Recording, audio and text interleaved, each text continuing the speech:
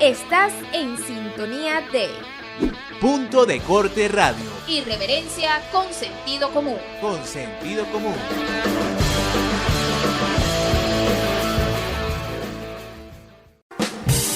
Hablemos con. Hablemos con. Amigos de Fe y Alegría, volvemos entonces con más de Punto de Corte Radio. Vamos a dar comienzo a nuestro tercer segmento. Hablemos con. Vamos a abordar el tema de el decreto que fue promulgado ayer en el estado Miranda, que restringe entonces a la compra de alimentos de los ciudadanos habitantes de esa entidad por terminal de número de cédula. Esto ha sido noticia esta semana, pues han habido muchas informaciones y comentarios encontrados. Sin embargo, nosotros lo vamos a abordar desde el marco legal. A esta hora tengo vía telefónica a Ali Daniels. Él es director de Acceso a la Justicia. Ali es abogado y ya lo hemos tenido aquí en Punto de Corte Radio en varias oportunidades, a quien le doy la bienvenida y los muy buenos días. Ali, ¿cómo estás? Buenos días, muchísimas gracias por la invitación. Gracias a ti por atendernos a esta hora, Ali. Hay un tema importante para que los que nos escuchan a esta hora puedan comprender un poco si es legal o no. Es una de las preguntas que se hacen muchos venezolanos. Este decreto que fue anunciado el día de ayer para el estado Miranda hasta el momento, y es que se ha restringido la compra de alimentos por terminal del número de cédula a todos los ciudadanos habitantes de dicha entidad.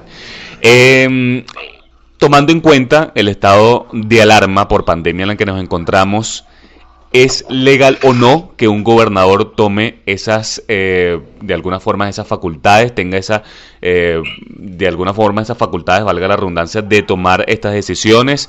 Ya hemos conocido en otras oportunidades alcaldes y gobernadores que han tomado medidas distintas a las ordenadas por el Poder Público Nacional.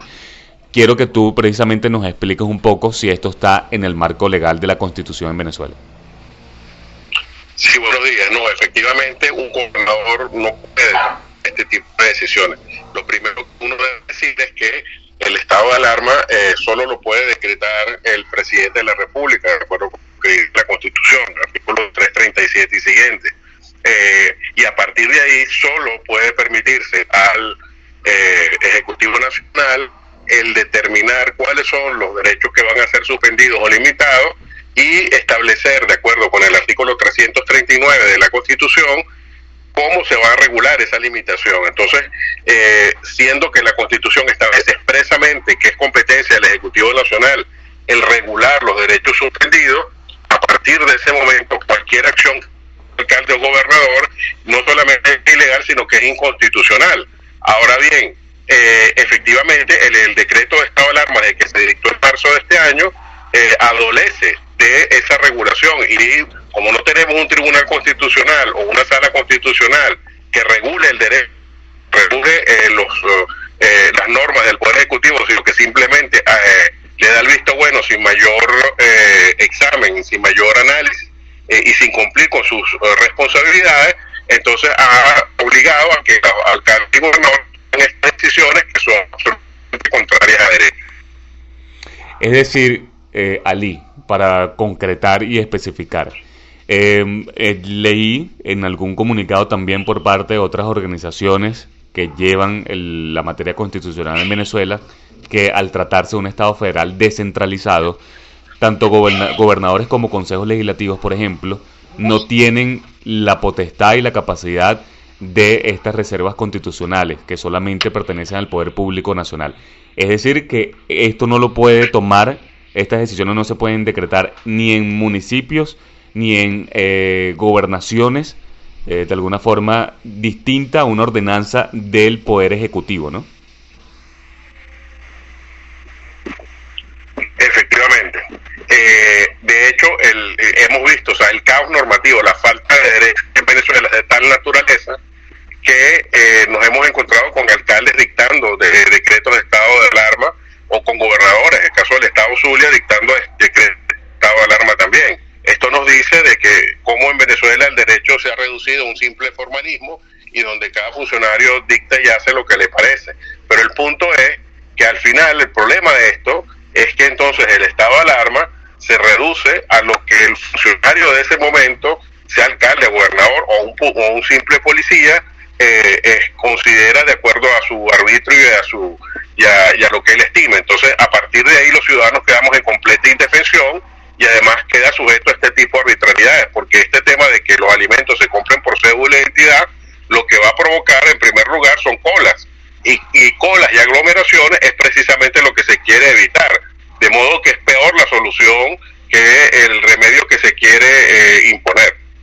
Ahora bien, Ali, no es la primera oportunidad que sucede esto. Ya, por ejemplo, en un hecho precedente, el precedente más cercano, conocemos bien lo que es el nuevo sistema de suministro de gasolina, que se determinó en algún momento, o incluso todavía es vigente, a través del sistema pico y placa.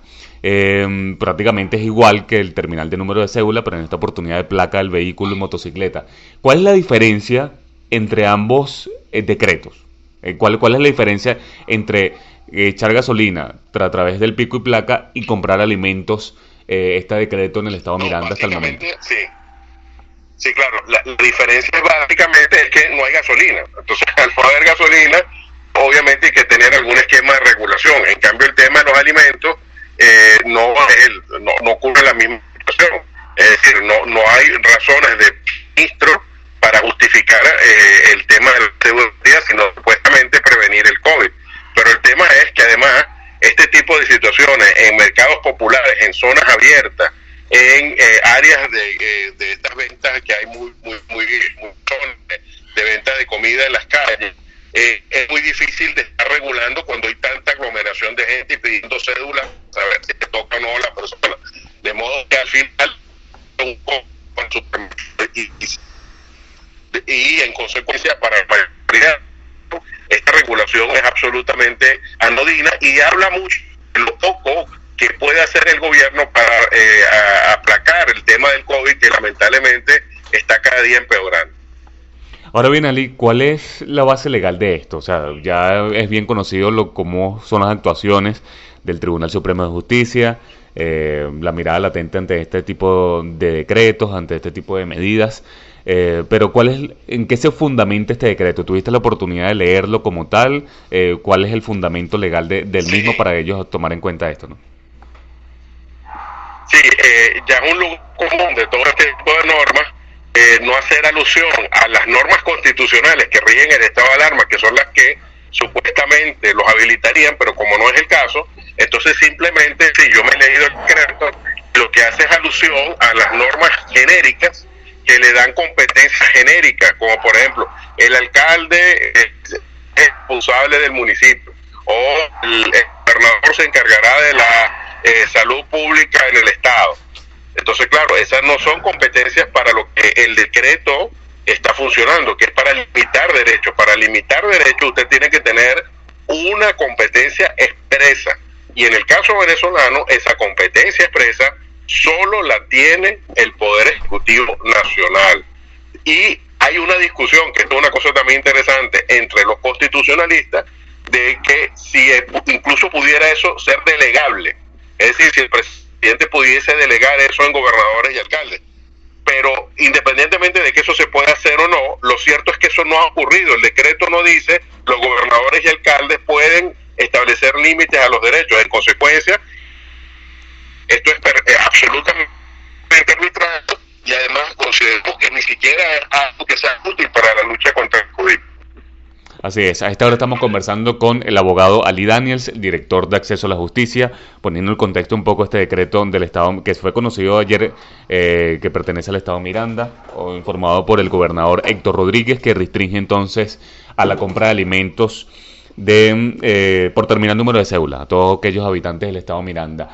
Ali, quisiera preguntarte sobre otro tema interesante, que también hubo unas declaraciones ayer, ya entrando en otra materia, ya en lo que tiene que ver de la Asamblea Nacional Constituyente, en lo que pudiera ser una nueva constitución. En otras oportunidades hemos conversado específicamente sobre esos temas aquí, pero ayer el constituyente Herman Escarrá aseguró que el nuevo proyecto de constitución está casi listo y que prácticamente falta una última aprobación en unas sesiones plenarias de la Asamblea Nacional Constituyente, dos sesiones plenarias.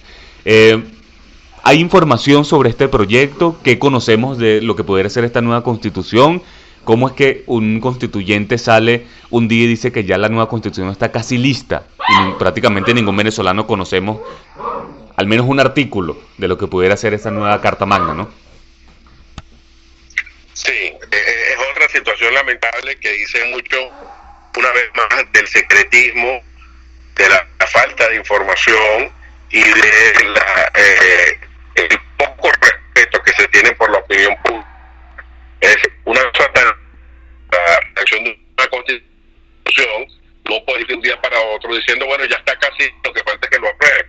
Y además pone a lo que es la Asamblea Nacional, un órgano que no delibera, un órgano donde no hay discusión, un órgano solamente en el que solamente ejecutan órdenes. Y en este caso, pues creo que queda obvio que la Asamblea Constituyente no ha redactado la Constitución, sino que alguien se la hizo, no sabemos si Carrá o alguien más, y es la que el proyecto es la que está ahora detrás de esta situación para que se apruebe. Entonces no es posible que una Constitución se apruebe de esa manera.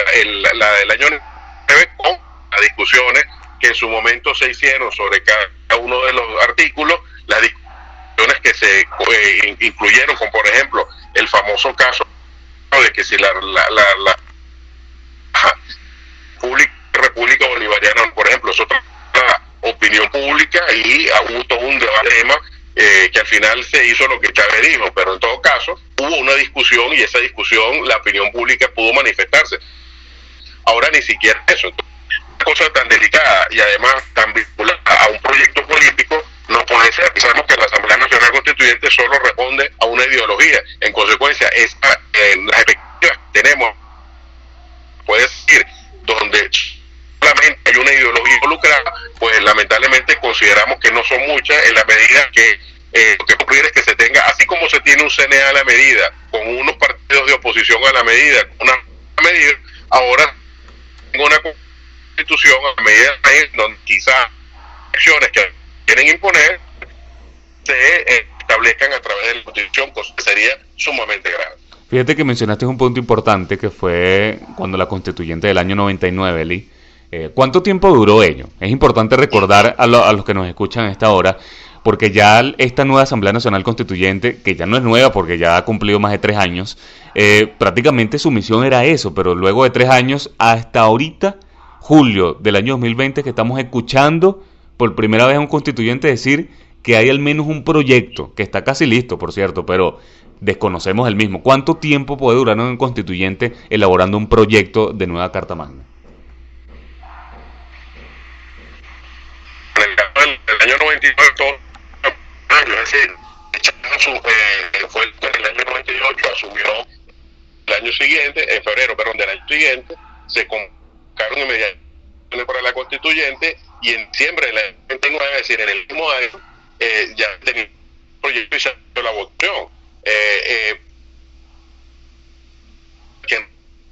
La constituyente de ahora no se convocó para hacer una nueva elección, sino para sustituir a la nacional, cosa en lo que además fracasó estrepitosamente, porque ya sabemos que al final lo que ocurrió es anularon los poderes de la Asamblea Nacional, pero no hubo ni contraloría de la parte de la Asamblea Constituyente, no hubo ni rendición de cuentas por parte de la Asamblea Constituyente, no hubo control del presupuesto por parte de la Asamblea Constituyente. Es decir, las funciones asumir no las asumió, sino que solamente se aplicó para cosas muy concretas, y además para reprimir, por el caso, por ejemplo, de la aprobación de la ley contra el odio, que como sabemos en realidad es una ley contra la oposición, porque solo a la oposición se aplica.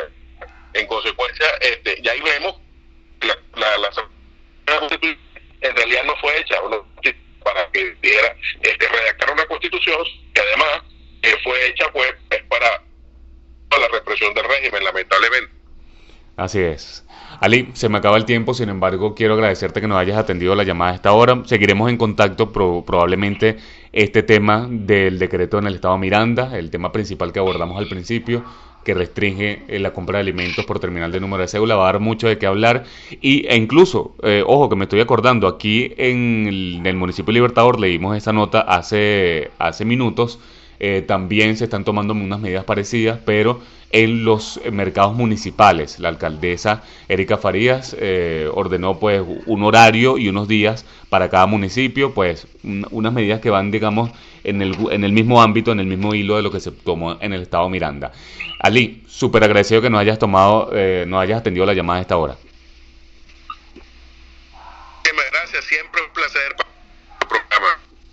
Así es, Ali Daniels, abogado y director de Acceso a la Justicia. Esta entrevista usted la puede encontrar nuevamente en nuestro canal de YouTube Punto de Corte y también en nuestro portal de noticias www.puntodecorte.com. Debemos ir a una pausa comercial. Ya regresamos con más de Punto de Corte Radio. En tan solo minutos, más de Punto de Corte Radio. Irreverencia con sentido común. Con sentido común.